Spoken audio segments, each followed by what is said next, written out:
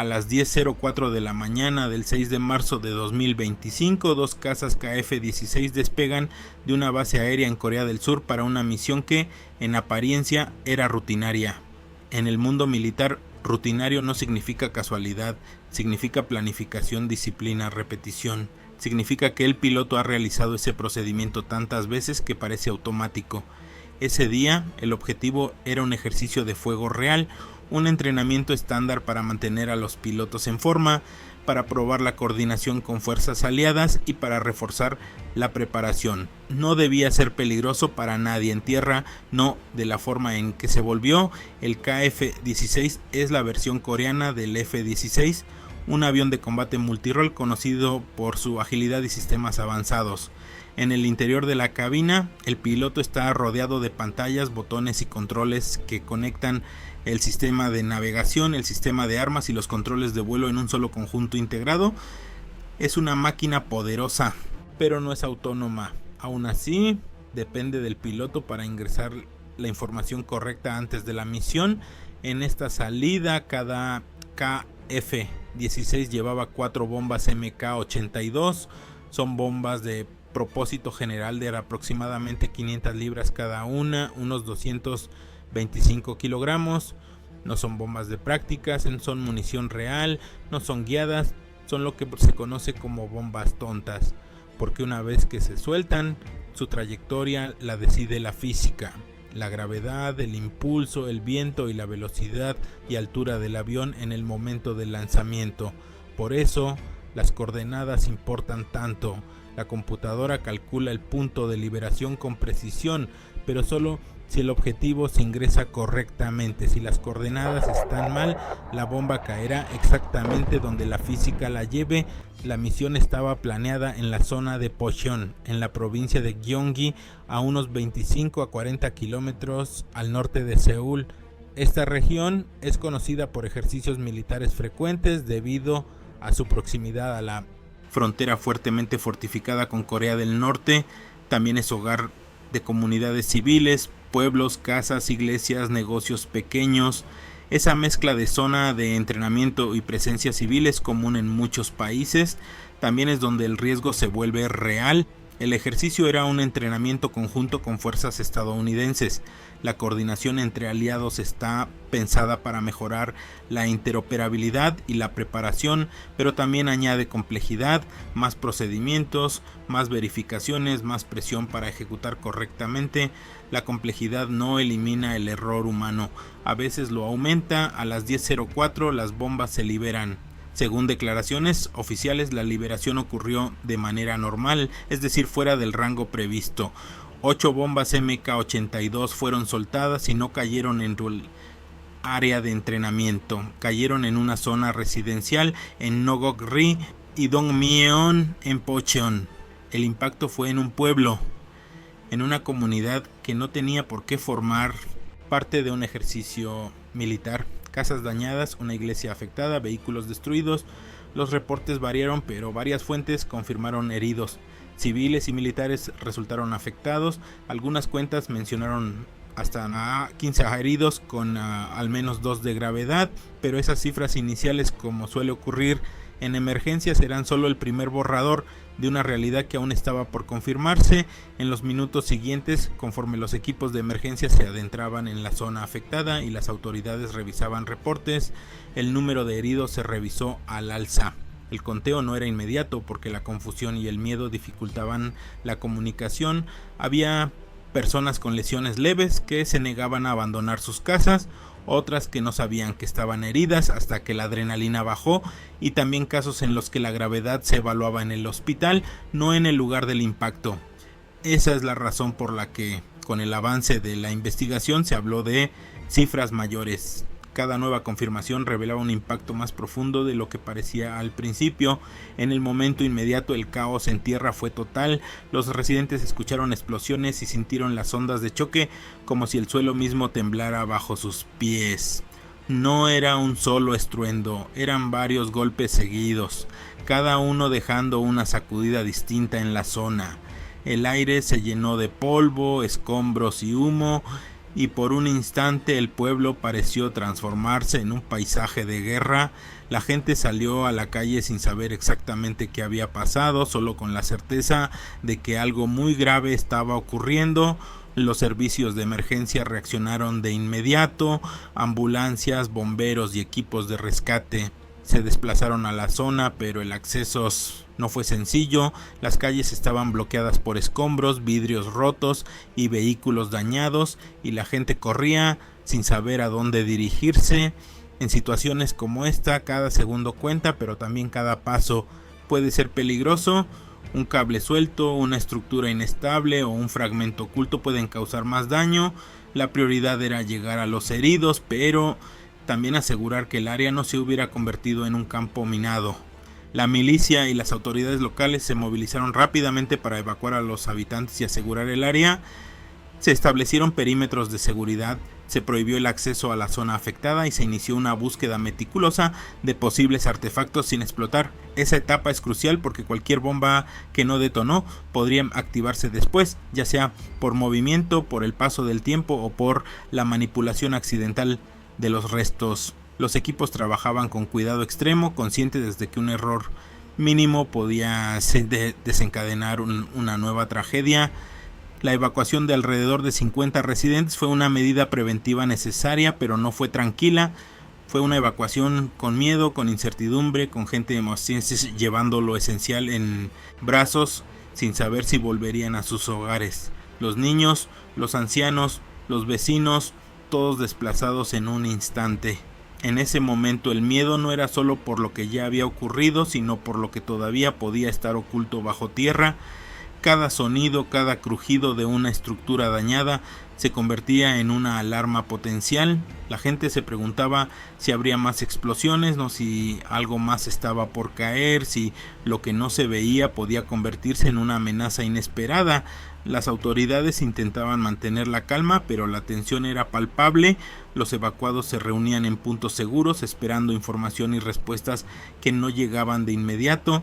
Mientras tanto, los equipos de rescate seguían trabajando sin descanso, coordinados con especialistas en desactivación de explosivos. La búsqueda de artefactos sin detonar continuaba con procedimientos estrictos porque el riesgo de un segundo evento seguía presente y la pregunta seguía en el aire: ¿cómo pudo un error en una coordenada convertir un entrenamiento en una amenaza real para civiles? ¿Cómo un simple número equivocado transformó una misión de rutina en una pesadilla? Y entonces llegó la explicación oficial. Fue directa y dura, como una frase que nadie quiere escuchar. Un piloto ingresó coordenadas incorrectas antes del despegue. Ese detalle, simple en apariencia, es devastador, porque significa que el avión actuó exactamente como estaba diseñado. El sistema de armas funcionó, las bombas se liberaron en el orden correcto. El problema no fue una falla mecánica, no fue un mal funcionamiento técnico, fue un error humano, un número equivocado, una coordenada mal ingresada antes de que el avión siquiera dejara el suelo. Este punto es crucial para entender la naturaleza del incidente. En muchos accidentes aéreos la gente espera un fallo dramático, un motor roto, una fuga hidráulica, un sistema de control que se desconecta.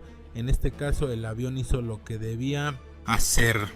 El peligro surgió de un número equivocado, una coordenada equivocada, un objetivo mal ingresado en el sistema. La tecnología ejecutó a la perfección, pero ejecutó la misión equivocada.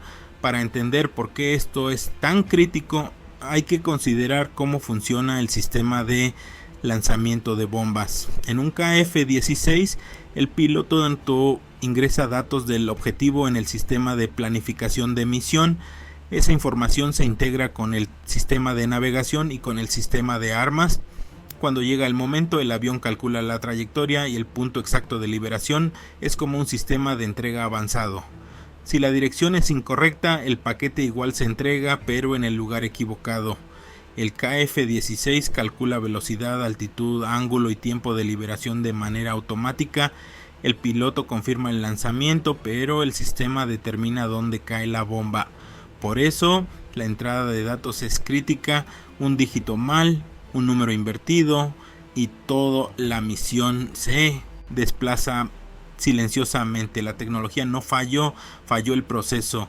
Desde la cabina los pilotos vivieron un momento que todo aviador teme, la realización tardía de que algo no está bien. El lanzamiento se sintió normal, los sistemas se comportaron normal, pero la confirmación desde tierra fue diferente. Las bombas habían caído fuera del rango. En ese instante el piloto no podía recuperar lo que ya había soltado. No existe un botón de deshacer en el aire, no hay un sistema que regrese la bomba al avión. Los pilotos reaccionaron de inmediato. En cuanto confirmaron que algo no estaba bien, detuvieron la corrida de ataque, no liberaron más munición, no intentaron corregir la situación con más bombas, ni siguieron el plan original por inercia. Simplemente hicieron lo que dicta el protocolo: cortar el ataque, asegurar la aeronave y regresar.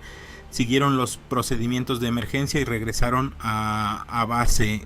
No hubo maniobras dramáticas, ni alarmas, ni acrobacias. No hubo esa imagen clásica de película donde el piloto lucha contra la máquina para mantenerse en el aire. En este caso el avión volaba perfectamente. El problema ya no estaba en el avión, sino en lo que ya había ocurrido abajo. La crisis no era salvar la aeronave, la crisis era lo que ya había sucedido en tierra. Esta es una distinción importante. No todas las emergencias aéreas son una pelea por seguir volando. Algunas son una gestión de consecuencias irreversibles, y en esas situaciones el piloto no está luchando contra la gravedad o contra un sistema que falla, no está luchando contra el tiempo y contra la responsabilidad, porque cuando una bomba ya se soltó, no hay vuelta atrás. En este caso la profesionalidad consistió en detener más daño, reportar de inmediato y seguir el protocolo sin improvisar. La improvisación en una situación así no es valentía, es riesgo. El objetivo era limitar el impacto, no empeorarlo. En tierra los equipos de rescate y los militares actuaron rápido, las sirenas sonaron, las unidades se movilizaron y se desplegaron equipos especializados. Se necesitaba asegurar el área, buscar heridos y revisar si había explosivos sin detonar. La tarea no era solo atender a las víctimas, sino evitar que la tragedia se repitiera. La zona afectada tenía casas, un templo, vehículos y estructuras agrícolas. No era un campo de entrenamiento vacío ni un terreno deshabitado. Era un lugar donde la vida cotidiana seguía su curso, con personas que estaban en sus casas, en sus trabajos o en la calle cuando las bombas cayeron. La presencia de población civil hace que el margen de error sea cero. Cuando se trata de munición real no existe un poco de margen, no hay un espacio para la equivocación. Afortunadamente no hubo muertes confirmadas, pero los heridos, el daño material y el impacto psicológico fueron reales. El ruido de las explosiones, el polvo, los vidrios rotos, el temor de que algo más pudiera explotar. Todo eso queda en la memoria de una comunidad. La gente se preguntó cómo algo así pudo ocurrir. La confianza en la seguridad se vio afectada, y la pregunta más inquietante fue la más simple: si fue un error de coordenadas, ¿por qué no hubo una verificación más robusta? ¿Cómo se permitió que una sola entrada incorrecta pudiera tener consecuencias tan graves? La Fuerza Aérea de Corea del Sur emitió una disculpa formal, reconoció el error y prometió compensación a las víctimas. Además, se suspendieron temporalmente los ejercicios de fuego real en todo el país mientras se investigaba el caso. No era solo una medida de protocolo, era un reconocimiento de que algo en el sistema falló y que debía corregirse antes de que volviera a ocurrir. Las investigaciones no solo se enfocaron en el piloto, también revisaron el proceso de planificación, las verificaciones previas al vuelo y los sistemas de control y supervisión. En un accidente así no basta con culpar a una persona, el análisis debe ir más allá, hacia el sistema que permitió que ese error llegara hasta el punto de no retorno. La lección es incómoda pero clara. Los aviones modernos son extremadamente fiables, los sistemas son sofisticados, pero la seguridad depende tanto de la cabina como del escritorio donde se planifica la misión. Un error humano, una entrada equivocada puede convertirse en un desastre, y esa es la realidad más inquietante de la aviación moderna. La tecnología puede amplificar un error humano con una precisión aterradora. La diferencia entre un ejercicio y una tragedia puede ser una cifra, un número mal escrito, una coordenada equivocada. Ahora, mientras la investigación continúa y la comunidad se recupera, la pregunta permanece: ¿qué tan cerca estuvo este incidente de convertirse en algo mucho peor? ¿Qué habría pasado si las bombas hubieran caído en una zona más densamente poblada, o si el error hubiera ocurrido durante una hora de mayor actividad? En Escuadrón Aéreo nos interesa entender no solo el evento, sino las decisiones humanas detrás de él. ¿Y tú crees que la tripulación tomó la mejor decisión cuando se dieron cuenta del error? Déjanos tu opinión en los comentarios.